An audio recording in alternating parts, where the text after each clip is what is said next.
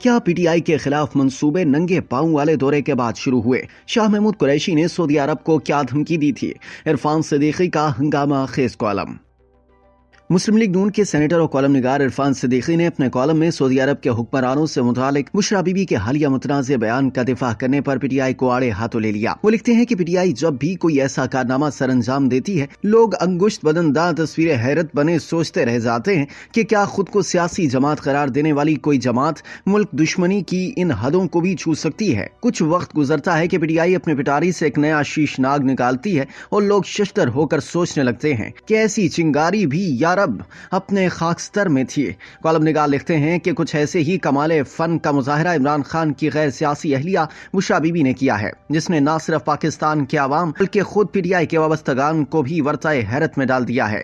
22 نومبر کو P T I کے official account کے ذریعے اعلان ہوا کہ بانی P T I Imran Khan کا ایک اہم پیغام عوام الناس تک پہنچانے کے لیے بشرا بی بی شام کو ایک ویڈیو جاری کر رہی ہیں۔ اعلان دہرایا جاتا رہا۔ 9 منٹ اور 20 سیکنڈ کی ویڈیو دیکھتے ہوئے بخوبی اندازہ لگایا جا سکتا ہے کہ اس کی ریکارڈنگ اور ایڈیٹنگ میں بھی خاصا وقت لگا ہوگا۔ کالم نگار عمران خان کی اہلیہ کے ویڈیو بیان پر تبصرہ کرتے ہوئے مزید لکھتے ہیں کہ بشرا بی بی نے کامل خشوع و خضوع سے مدبرانہ اور قائدانہ لہجے میں اپنی گفتگو کا آغاز کیا۔ پھر انہوں نے عوام و خواص اور عدلیہ کے ججوں سمیت ہر طبقے سے اپیل کی کہ وہ 24 نومبر کو اپنے گھروں سے نکلیں اور احتجاج میں شریک ہوں۔ ذرا آگے چل کر ویڈیو کا وہ آتشناک حصہ آتا ہے جس نے پوری تحریک انصاف کو شدید مشکل میں ڈال دیا ہے۔ بڑے بڑے جغادری بیانیہ ساز اور یوٹن تراش سربا گرے باں بیٹھے بال نوچ رہے ہیں کہ وہ بیگم صاحبہ کے فرمودات کی کیا توجیہ و توضیح پیش کریں۔ گھنٹوں کی تحقیق و جستجو اور دماغ سوزی کے بعد بہر فکر و تدبر میں غوطے کھاتے ارادت مندوں کو صرف ایک تنکا ہاتھ لگا۔ بشرا بی بی نے کوئی سعودی عرب کا نام لیا ہے؟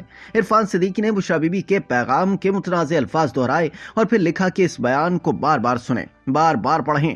کیا لمحہ بھر کے لیے بھی آپ کے ذہن میں سعودی عرب کے سوا کسی اور ملک کا تصور ابھرتا ہے؟ دوسری جماعت کے بچے کو بھی ننگے پاؤں مدینہ شریف اور شریعت کے اشارے دے کر ملک کا نام پوچھا جائے، بلکہ صرف مدینہ شریف بولا جائے تو ایک لمحے کے توقف کے بغیر وہ کہے گا سعودی عرب۔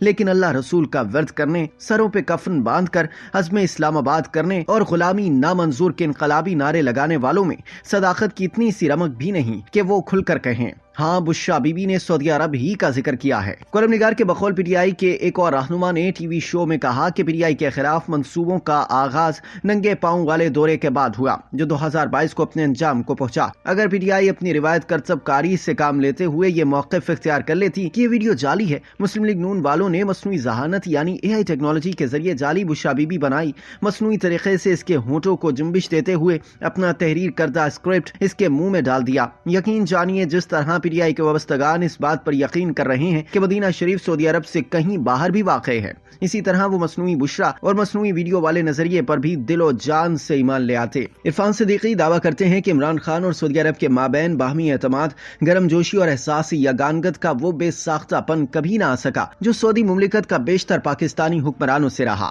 ننگے پاؤں والے دورے کو بامشکل 1 سال ہی گزرا تھا کہ وزیر اعظم کی اکساہٹ پر وزیر خارجہ شاہ محمود قریشی نے ایک زہرناک بیان کے ذریعے سعودی عرب کو دھمکی دی کہ تم اپنی OIC اپنے پاس رکھو، ہم ملائیشیا میں متبادل فورم بنانے جا رہے ہیں۔ سعودی عرب اور پاکستان کے مابین کبھی اس نوع کا بازاری مکالمہ نہیں ہوا تھا۔ کرخت رد عمل سامنے آیا تو خان صاحب بھاگے بھاگے ریاض پہنچے۔ ایک ہی ملاقات نے ان کے 14 طبق روشن کر دیے۔ وہاں سے نکلتے ہی اعلان کر دیا کہ ہم کوالمپور نہیں جائیں گے۔ اس پر طیب اردوان نے جو کچھ کہا وہ تاریخ کا حصہ ہے۔ خان صاحب متوازی یا متبادل بلاک سے تو تائب ہو گئے، لیکن حساس سلطنت کے دل میں اپنے لیے انتہائی منفی تاثر کی تخم ریزی کرائے۔ کابینہ کے اجلاس میں اہم سعودی شخصیت کے بارے میں عمران کے ایک نہایت ہی ناتراشیدہ جملے اور شاہی طیارے میں ان کی سواری کے حوالے سے بھی 2 کہانیاں مسلسل گردش میں رہتی ہیں۔ عرفان صدیقی نے کالم کے اختتام میں بشرا بی بی کو یاد دلایا کہ بشرا بی بی کا یہ انکشاف بھی خلاف واقعہ ہے کہ عمران خان کو یہودی ایجنٹ کہنے کا سلسلہ 2018 میں ننگے پاؤں دورے کے بعد شروع ہوا، یعنی گویا یہ بھی سعودی عرب کی کارستانی تھی۔